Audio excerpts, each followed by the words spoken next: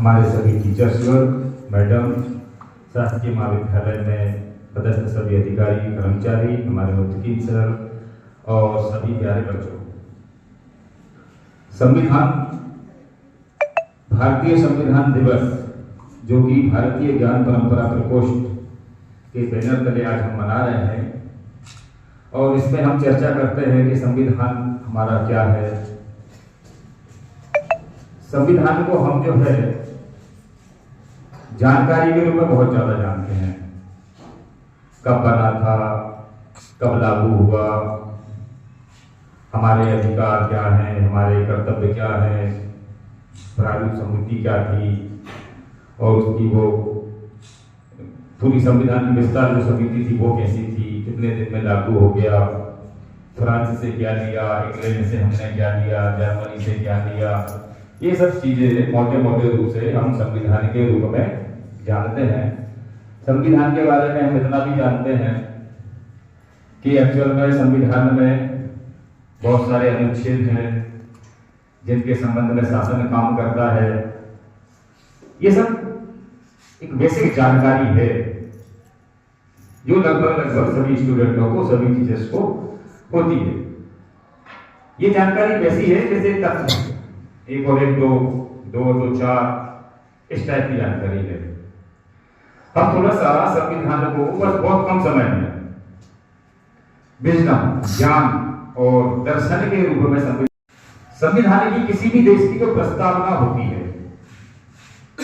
हमारे संविधान की जो प्रस्तावना है, किसी भी देश की जो प्रस्तावना है, वो एक्चुअल में उस देश की जनता, उस देश की संस्कृति, उस देश के जो प्राचीनतम मूल्य हैं कि अतीत में वो समाज कैसा रहा था, या उस कहना चाहिए उस समाज के मानवता को लेकर के, प्रकृति को लेकर के और पूरे विश्व को लेकर के एक्चुअल में सोच क्या है, उस समाज की सोच क्या है।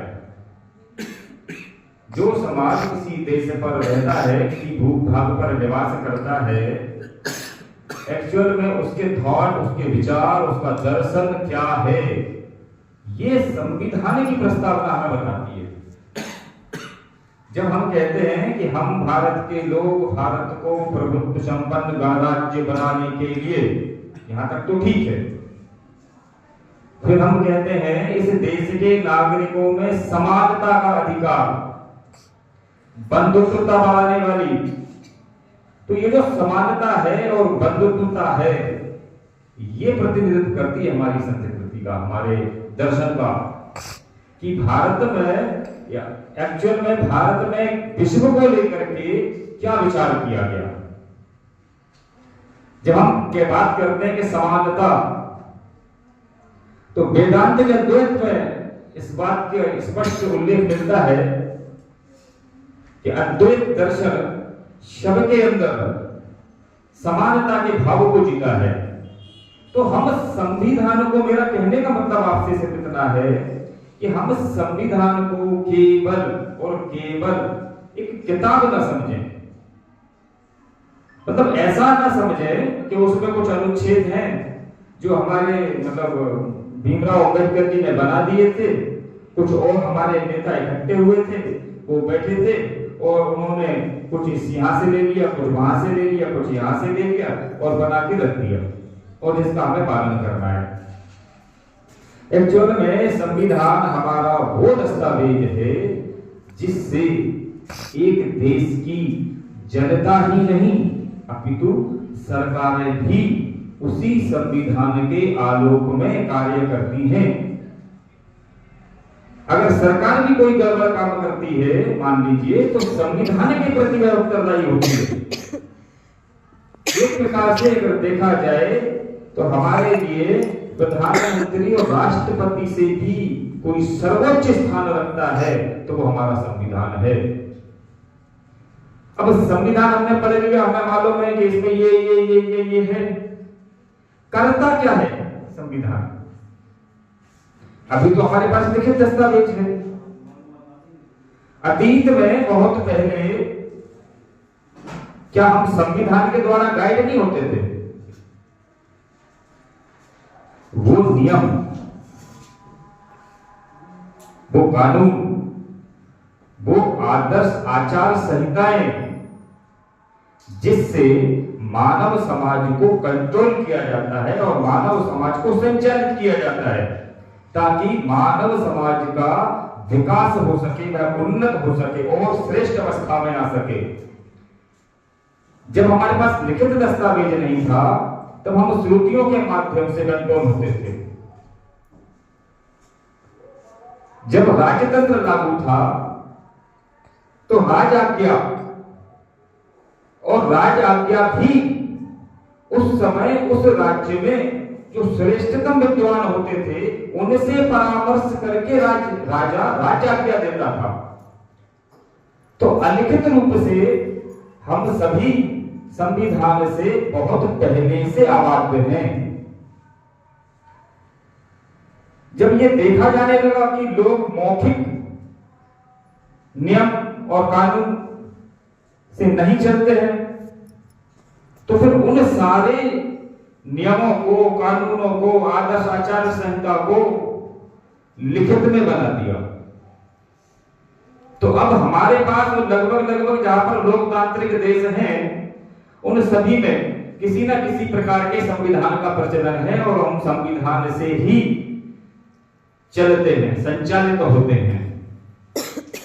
और बहुत डीपली अगर देखा जाए तो हम सबके परिवारों में कोई ना कोई कॉन्स्टिट्यूशन काम करता है। और अगर एक परिवार में भी उस कॉन्स्टिट्यूशन का, उस संविधान का, उस नियम का पालन नहीं होता है तो हमारे घरों में भी लड़ाई झगड़े होना शुरू हो जाते हैं। तो कल्पना करो, एक छोटी सी फैमिली है, उसके अंदर अपना बनाया हुआ संविधान, वो लिखित नहीं है कहीं, लेकिन है।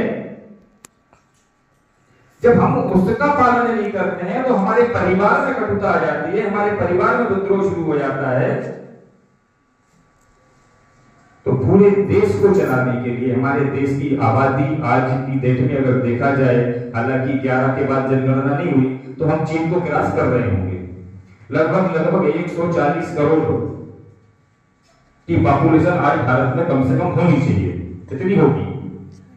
तो इतनी बड़ी पॉपुलेशन को चलाने के लिए हमारा संविधान प्रत्यक्ष और अप्रत्यक्ष रूप से कार्य करता है। कहीं ना कहीं कॉन्स्टिट्यूशन तो हम अपने, हमारा जो शरीर है वो भी तो एक निश्चित कार्य प्रणाली से चल रहा है ना भाई। अभी ठंड का मौसम है, अब बहुत ज्यादा आप चीजें खा लो तो गड़बड़ हो जाए। तो हमारा शरीर का जो सिस्टम है वो भी एक निश्चित कार्य प्रणाली से चल रहा है। इसको ऐसे समझो, हमारी जो दैनिक जिंदगी है, दैनिक जीवन है, हम सभी कहीं ना कहीं उस संविधान का पालन करते हैं और करना चाहिए। क्योंकि जो संविधान का पालन नहीं करेगा, मान लीजिए आप स्वस्थ की रहने की जो कार्य प्रणाली है आप उससे नहीं चलते हो तो आप अस्वस्थ हो जाओगे, बीमार हो जाओगे। परिवार की जो कार्य प्रणाली है अगर आप उससे नहीं चलते हो तो परिवार में लड़ाई झगड़े होंगे, परिवार से विमुख हो जाओगे। उसी तरह देश के लिए अगर आप बनाए हुए जो लिखित हमारा संविधान है, अनुच्छेद है, अगर हम मान लीजिए अपने अधिकारों की डिमांड करते हैं तो मेरा ये अधिकार, मेरा ये अधिकार, अरे भैया आपके कर्तव्य भी हैं, अधिकार तो मांग रहे हो, तो कर्तव्यों के प्रति भी हमें थोड़ा सा नहीं, बहुत ज्यादा चेतन्य होना है। तब जाकर के हम सही मायनों में संविधान को वो सम्मान दे पाएंगे जिसका वह अधिकारी है। ऐसा बिल्कुल मान के चलो आप अपने अंदर। मैं ऐसा मानता हूं कि दो चीजें होती हैं, एक होता है पॉजिटिव, एक होता है नेगेटिव। एक नकारात्मक एनर्जी है, एक सकारात्मक एनर्जी। एक नियम है और एक नियम को मानने वाले हैं, एक नियम को तोड़ने वाले हैं। जितनी भी हमारे अंदर किस्से, कहानियां, मैथोलॉजी जो होती है, जैसे मान लीजिए अगर मान लो तो बात कर ले, राम की बात कर लेते हैं, सबसे अच्छा उदाहरण मिलता है।